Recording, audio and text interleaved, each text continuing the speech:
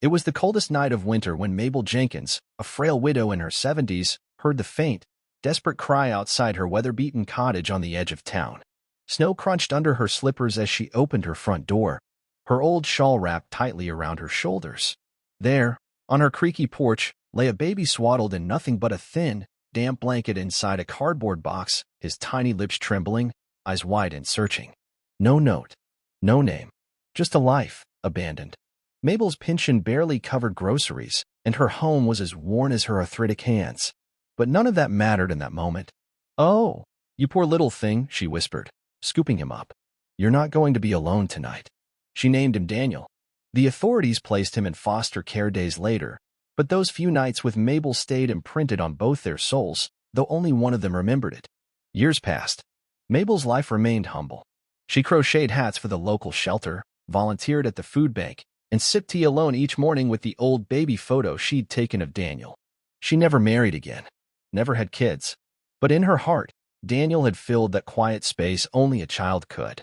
2 decades later, the small town of Elridge buzzed with rumors. A tech billionaire, reclusive and famously private, was investing in rural infrastructure across America, and Elridge was next on his list. On a quiet Thursday morning, a black SUV rolled up outside Mabel's cottage. A tall, sharply dressed man stepped out. He looked out of place against the peeling paint and crooked fence. "Mabel Jenkins?" he asked, his voice calm but firm. She hesitated. "Yes." He took off his sunglasses, revealing warm brown eyes. "You might not remember me," he said, "but I remember you." Mabel squinted, studying his face. There was something familiar those eyes. "I was the baby on your porch." Her knees weakened. The thermos of tea slipped from her hand and clattered to the ground. I only had you for 3 nights," she murmured, tears welling up. "You had me for a lifetime," he replied, voice cracking. Daniel Porter, now the CEO of a trillion-dollar tech empire, had spent most of his life chasing answers. Raised in a chain of foster homes, he'd worked his way through scholarships, coding in libraries, and sleeping in his car during college. But in every dark moment, the memory of warmth, of safety, of a woman's gentle voice humming him to sleep, had grounded him.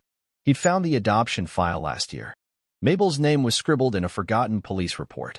"I built schools, funded orphanages, rewired systems," he told her, sitting on her floral couch that still smelled faintly of lavender. "But I've never said thank you. Until now."